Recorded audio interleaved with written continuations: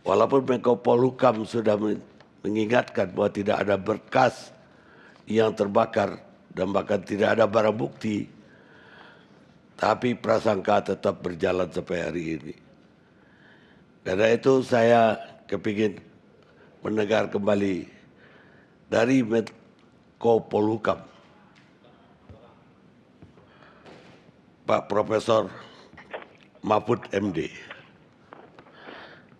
Selamat malam Pak Menko. Selamat malam Bang Kane. Pak Menko, saya sudah mendengar Pak Menko menenangkan publik bahwa dari gedung yang terbakar itu tidak ada berkas yang terbakar. Bahkan tidak ada barang bukti juga, karena bagian perkara bukan di gedung itu tapi di gedung yang lain, baik pidana khusus ataupun pidana umum.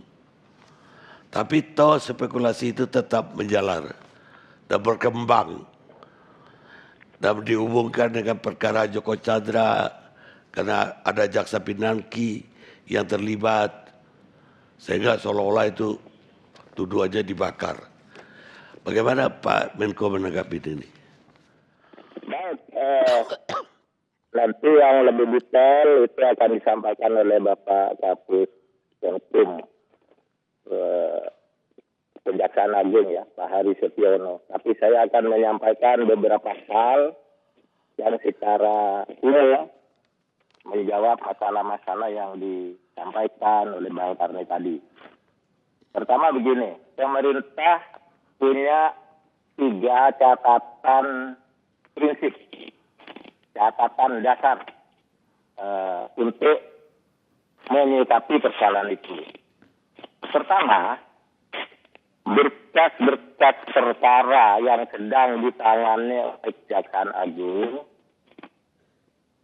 yang disebut perkara Joko Chandra, perkara Jiwasraya, dan lain-lain, itu aman. Perkara akan terus berjalan sesuai dengan timeline maupun sesuai dengan prosedur dan syarat-syarat yang ditentukan oleh undang-undang. Jadi berkas-berkasnya aman karena ada di ruangan lain. Itu satu. Yang kedua, saya mengatakan kita harus menunggu penyelidikan atau penyidikan yang sekarang sedang dilakukan oleh Kejaksaan Agung.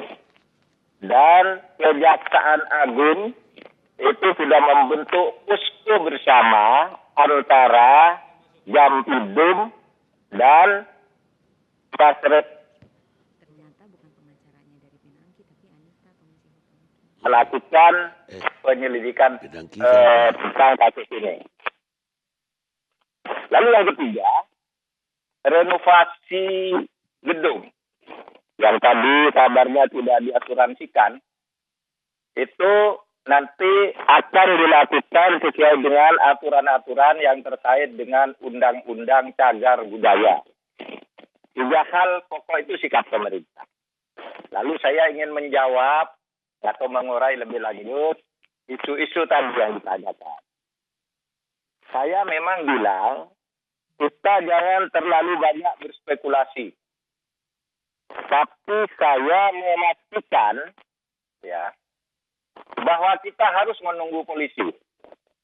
Kenapa? Karena kan banyak sekali spekulasi. Ada yang bilang itu memang sengaja dibakar untuk menghilangkan jejak. Itu spekulasi sekali kan itu. Tetapi saya tidak melarang bahwa kita harus menunggu polisi. Jadi saya tidak menghalangi polisi, malah saya sudah telepon Kapolri dan ke Jaksa Agung juga, saya nelpon supaya itu dilakukan secara profesional. Karena seperti saya bilang, pemerintah tidak mungkin berbohong. Dalam situasi sekarang, pemerintah berbohong itu akan dibongkar oleh orang lain dalam waktu cepat. Kan ada IPW, ada Boyamin, ada siapa lagi yang main-main yang selalu bisa membongkar kalau polisi atau kejaksaan main-main. Saya bilang Kapolri tidak mungkin berbohong. Tidak mungkin. Dalam konteks itu, saya katakan Kapolri tidak mungkin berbohong, itu tidak bisa kalau berbohong. Saya bilang kepada Kapolri tadi malam, harus betul-betul prinsip promoter, yaitu profesional, modern, dan terpercaya yang menjadi slogan Polri itu, supaya dilaksanakan dengan baik dalam kasus ini. Harus terbuka, harus transparan. Tidak ada yang melarang atau mendahului polisi untuk tidak bertindak. Dan polisi, Kapolri tadi malam bilang polisi akan tegak lurus, ya Pak, sesuai dengan konstitusi. Dan Anda semua, masyarakat, diawasi saja. Kalau main nggak benar, dibongkar aja. Selama ini kalau mau main-main, dibongkar semua kok. Sekarang sudah terbuka semua. Gitu. Nah, yang kedua, saya akan bicara tentang eksekusi uang. 456 M. Ada 456 miliar ya. Ada insinuasi bahwa uang itu sudah dijadikan bacaan oleh jaksa dan politisi. Uangnya tidak disetorkan ke kas negara. Bahkan yang mengatakan ini, Pak Antasari Azhar, tanyakan itu ke kejaksaan. Itu memang tidak menuduh, tapi itu insinuatif. Oleh sebab itu saya ingin tegaskan. Satu, saya jelaskan kasusnya dulu. Kenapa ada uang ini? Dan kenapa kejaksaan PK? Gini. Jadi pada tahun 2009 itu ada 3 orang diajukan ke pengadilan. 1, Syaril Sabirin. 2, Pandi Lubis. 3, Joko Chandra. Dalam satu kasus yang sama. Lalu yang 2 dijatuhi hukuman pidana. Syaril Sabirin dan Pandi Lubis dijatuhi hukuman pidana. Dan di dalam pidana itu selain hukuman badan, juga harus mengembalikan uang. Ya, menyita uang sebanyak 456 miliar. 546 miliar. Itu kasusnya. Nah, ketika yang ini mau diambil dari Syaril Sabirin dan Pandi Lubis, Syaril Sabirin bilang uangnya tidak di saya. Uangnya itu ada di Joko Chandra. Tapi Joko Chandranya bebas. Padahal ini dalam satu kasus. Joko Chandra dianggap perdata. Padahal yang 2 itu pidana. Gitu. Nah, oleh sebab itu jaksa lalu naik banding. Mengajukan PK. Kenapa? Alasan jaksa, meskipun ada ketentuan pasal bahwa yang mengajukan PK itu hanya terpidana atau ahli warisnya, itu pasal 263 ayat 1. Tapi alasan pengajuan PK ada.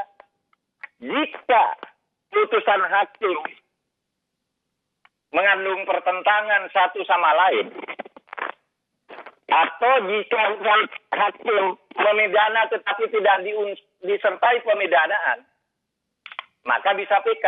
Nah, jaksa kemudian PK dan dikabulkan.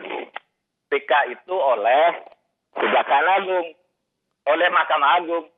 Itu sebabnya uang 546 miliar itu lalu berdasar putusan PK itu harus diambil. Bisa dieksekusi. Nah, uang itu langsung dieksekusi pada bulan itu juga. Nih saya bacakan ya. Surat perintah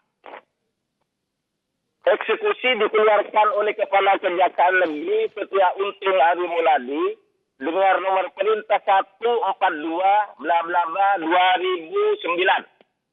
15 Juni tahun 2009. Berita acara eksekusi yang pada waktu itu Menteri Keuangannya Ibu Sri Mulyani dilakukan pada tanggal 29 Juni 2009. Transfer langsung ke kas negara melalui transfer RGTS dalam bentuk setoran surat setoran bukan pajak nomor 20 SSBP 06 2009 pada hari itu juga beritanya dimuat di semua media. Jadi yang ikut mengembang-ngembangkan itu menjadi provokator karena semua media ini ada di meja saya. Pada waktu itu sudah memuat berita eksekusinya pada hari itu. Kenapa diinsinuasikan seakan-akan dimakan oleh jaksa dan para politisi? Isunya dirembuk di dalam sebuah hotel lalu dibagi-bagi gitu kan? Ini ada semua ya, ada di saya, ada di kejaksaan, ada juga di Menteri Keuangan, ada di BI, ada buktinya. RGTS, bukan dalam bentuk uang tunai, RGTS, karena uang besar. Nah, oleh sebab itu hentikan insinuasi itu. Itu kebohongan yang sengaja melakukan demoralisasi. Karena pada waktu itu kalau orang mengikuti beritanya tahu semua. Disiarkan televisi, ini berita yang online juga masih ada banyak di sini. Itu ya, supaya saudara sekalian dipahami, jangan melakukan insinuasi. Perkara Jiwasraya akan jalan. Jaksa Pinangki akan jalan. Malah hari ini sudah ditambahkan lagi. Dakwaannya bukan satu pasal korupsi atau apa. Sudah ditambahkan lagi pasal baru yang saya dapat hari ini.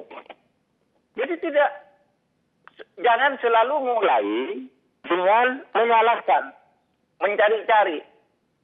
Saya tidak pernah menghalangi. Wah, Mahfud mendahului polisi. Bahwa itu aman 100%. Saya katakan aman 100%. Tetapi tunggu penyelidikan polisi. Kan begitu kalimatnya. Itu.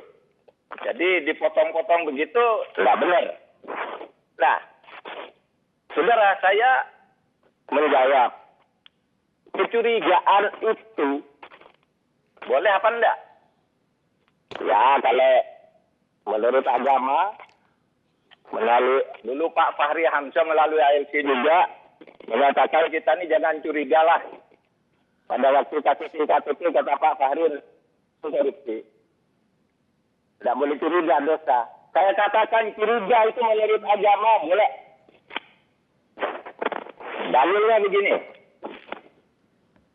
Ya ayyuhalladzina amanu jtanibu katsiran minadh-dhann inna ba'dadh-dhann ismun. Hai orang-orang yang beriman, jauhi olehmu kecurigaan dan sangka itu.